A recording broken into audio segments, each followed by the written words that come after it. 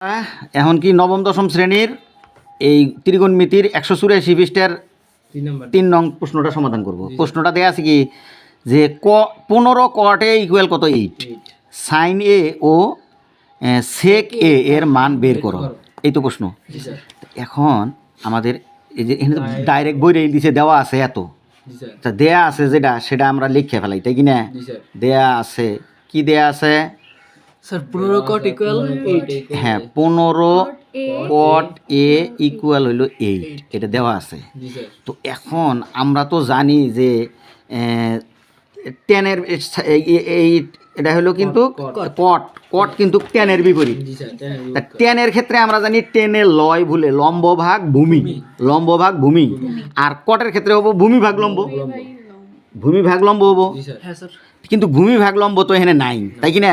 কিন্তু আসলে এখানে সামনে কি দিছে 15 দিতে। তোমরা চিন্তা করতেছো তো কি ব্যাপার, এখানে তো বাই নাই, বাই আমাদের তৈরি করে নিতে হবে। দেখো এখানে কিছু নাই মানে কি গুণন, দেখো এখানে ফোটা না, মনে মনে কিছু না থাকলেও কি গুণন।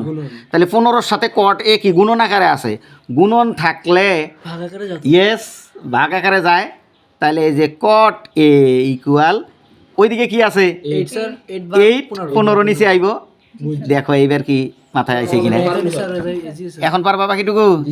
আচ্ছা আমি শেষ করে দিই, দেখো না এনে খেয়াল করে দেখো, প্রয়োজনে আমি শেষ করার পর তোমরা এই অঙ্কটা একাই আবার করবা, ঠিক আছে? এখনই করবা। তো এখন আমরা দেখতেছি কি টেনের সময় জানি টেনে লয় ভুলে লম্ব ভাগ ভূমি, আর এখানে আছে কট, তাহলে ভূমি ভাগ লম্ব, ভূমি ভাগ লম্ব। তাহলে এখন আমরা এটা চিত্র আঁকি, খেয়াল করে দেখো চিত্রটা আঁকি, এইরকম চিত্রটা আইব না? এটা ধরলাম এই যে এ দিছে, তার মানে সূক্ষ্মকোণ হইল এ, ঠিক আছে রে? আচ্ছা এ দিলে এটা তাহলে বি দেই, এটা সি দিলাম, ওকে? তাহলে এখন খেয়াল করে দেখো, তাহলে এটা ধরছে সূক্ষ্মকোণ, তাহলে লম্ব ভাগ ভূমি, এটা ভূমি ভাগ লম্ব, তাহলে এটা কি ভূমি, এটা কি ভূমি কত 8, তাহলে এখানে ভূমি কোনটা এবি হইল 8, তাহলে লম্ব কোনটা 15, এখানে লম্ব কোনটা ধরবো আমরা বিসি, এই যে 15, বুঝছো ঘটনাটা? তাহলে এখন আমরা দেখতেছি যে ভূমি ভাগ লম্ব না, এটা কট হইলো ভূমি ভাগ লম্ব, তাহলে এই যে ভূমি এটা লম্ব। আচ্ছা এখন এইটা কি 90 ডিগ্রি না, এই জায়গাটা হলো 90 ডিগ্রি, তাহলে 90 ডিগ্রি বিপরীতটা কি অতিভুজ, কি দেওয়া আছে না? তাহলে আমাদের 3টা মানই দরকার, 3টা বাহুই দরকার, অথচ 2টা বাহু দেওয়া আছে, একটা বাহু দেওয়া নাই। কোন বাহুটা দেওয়া নাই? অতিভুজ। তাহলে অতিভুজটা বের করি। তাহলে এটা এ বি সি, এটা কি সমকোণী একটা ত্রিভুজ, তাহলে সমকোণী ত্রিভুজের ক্ষেত্রে আমরা সূত্র জানি কি অতিভুজ স্কোয়ার ইকুয়াল লম্ব স্কোয়ার প্লাস ভূমি স্কোয়ার, তাই কি না? এবার এই যে আমরা এই সূত্রটা যে লিখলাম, এখন আমরা দেখো আমাদের দরকার কি অতিভুজ, তাহলে অতিভুজ দরকার। তাহলে অতিভুজ কোনটা? এসি, কি কথা বোঝো নাই? অতিভুজ কোনটা? এসি ইকুয়াল এসির উপরে স্কোয়ার, এই লম্ব কোনটা? বিসি, বিসি স্কোয়ার প্লাস ভূমি কোনটা? এবি। বুঝতাছ? না বুঝলে প্রশ্ন করো বা। এখন এসি দরকার, তাই না? এসি দরকার আমার। আচ্ছা আমরা এসি স্কোয়ার ইকুয়াল এই বিসির মান কত? এই যে 15, তার উপরে কি স্কোয়ার প্লাস এবির মান কত? 8, সরি এটা হলো 8, তাই না? এই যে 8 স্কোয়ার, ওকে? আচ্ছা বা তাহলে এসি স্কোয়ার ইকুয়াল এদিকে পাইতেছি 15 কত হয়? 15 গুণ 35, না 15 যোগ করলে না 30, 15 গুণন 15 225, রাইট 225 প্লাস 8 স্কোয়ার মানে 8 এটা 64, ওকে?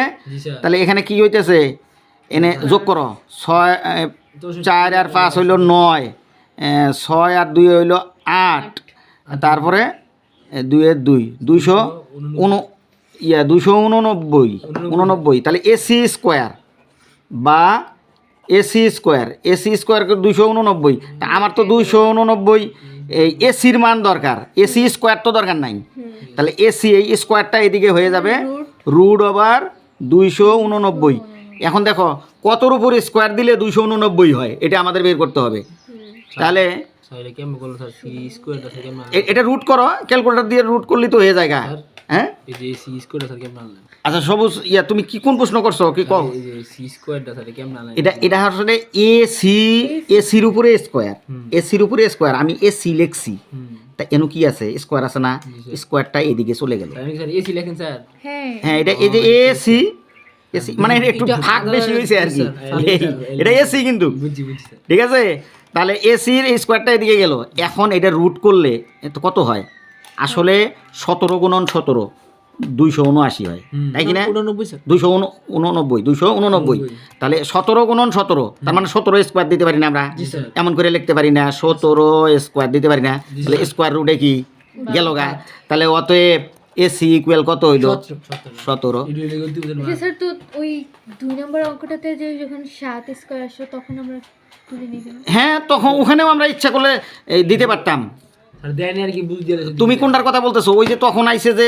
এবি তখন স্কয়ার রুট কাটা এসি ইকুয়াল কত এনু 49 ছিল না কত ছিল স্যার ইয়া ছিল না 7 ছিল ও 7 ছিল ঠিক আছে মানে তুমি আরেকটা জিনিস বুঝতে চাইতেছো মানে এখানে তোমার এরকম যদি হয় এই যে এসি ইকুয়াল এখানে কিন্তু এই যে এইভাবে এই স্কোয়ারটা ওইদিকে কত রুট হয়ে গেল গা রুট হয়ে গেছে 7 কিন্তু এখানে বিষয়টা হইলো এই যে 7 কিন্তু পূর্ণবর্গ সংখ্যা না 7 পূর্ণবর্গ সংখ্যা না কিন্তু 279 হলো পূর্ণবর্গ সংখ্যা ঠিক আছে তো এই জন্য আমরা এখানে এই যে এটাকে কোনো কাজ করতে পারবো না যদি কথার কথা এটা 9 হইতো যদি এটা 9 হইতো তাহলে 3 স্কোয়ার দিতাম কিন্তু 7 তো পূর্ণবর্গ না মানে কোনো সংখ্যাকে ওই সংখ্যা দিয়ে গুণ দিয়ে ফলাফল 7 পাওয়া যায় না মানে এটা পূর্ণবর্গ নয় এটা এই অবস্থায় থাকবে তাহলে এর আগের অঙ্কে কিন্তু আমরা রুট 7ই রাখছিলাম কিন্তু এটার বেলা আমরা রুট 279 রাখতে পারি না কারণ এটা পূর্ণবর্গ সংখ্যা তাহলে 17 গুণন 17 করলেই কিন্তু 279 হয় এই কারণে এই 17 স্কোয়ার দিয়ে স্কোয়ার রুটে উঠে গিয়ে খালি 17 থাকলো বুঝছো এটা হলো ওই আগের ইয়াটা বুঝাই দিলাম তোমার ক্লিয়ার স্যার অতিবের মান ওকে স্যার মানে স্যার তাহলে এই যে 17 পাইলাম কার মান পাইলাম কও অতিভুজের মান তাহলে এই এখানে অতিভুজ কোনটা এসির জায়গায় আমরা এখন 17 লিখতে পারি 17 লিখছি শেষ এখন আমাদের ত্রিভুজের 3টা বাহুই আমরা পেয়ে গেছি পাইছি কি না তাহলে 3টা বাহু যখন পাইলাম এখন প্রশ্নের মধ্যে কইছে যে এই যে কট এ তো হলে কইছে সাইনে আর সেক এ বের করো মানে দুইটার মান বের করতে বলছে কি বলতে বলছে সাইনে আর সেক এ তাহলে এখন সাইনে বের করা কি কঠিন না স্যার এই দেখো আমি বের করি তাহলে এখানে লিখবো কি এই যে সাইনে অতএব এই যে সাইন এ সাইনের ক্ষেত্রে আমরা জানি কি সাইনের ক্ষেত্রে হলো সালাম লয় অমল লম্ব ভাগ অতিভুজ তাহলে এখানে লম্ব কোনটা 15 মানে বিসি লম্ব ভাগ অতিভুজ কোনটা এসি তাহলে এখন মানগুলো বসায় দাও বিসি মানে কত 15 আর এসি মানে কত 17 এই যে 17 তার মানে এই সাইনের মান হইলো 15/17 এটা একটা উত্তর এরপর আরেকটা চাইছে কি সেকে কি চাইছে সেকে এই যে অতএব সেক এ অতিভুজ ভাগ সেকে কি সেকের বিপরীত হইলো কস হলো কি কয় ভলু আমাকে ভূমি ভাগ অতিভুজ কিন্তু এটা হবো কি অতিভুজ বাই ভূমি অতিভুজ ভাগ ভূমি অতিভুজ কোনটা এসি অতিভুজ ভাগ এসি ভূমি হবো না এবি কয় ভলু আমাকে ভূমি ভাগ অতিভুজ বাই ভূমি হইলো কোনটা এবি এবি এই যে এবি ঠিক আছে তাহলে সেকে হইলো কি অতিভুজ বাই ভূমি তাহলে অতিভুজ কত 17 ভূমি কত 8 তাহলে এই দুইটা হইলো অ্যান্সার ঠিক আছে বুঝছো এটাই आंसर হ্যাঁ এটাই অ্যান্সার তাহলে আমাদের কি সমাধান হয়ে গেছে কিনা বুঝছো আর কোনো প্রশ্ন আছে ধন্যবাদ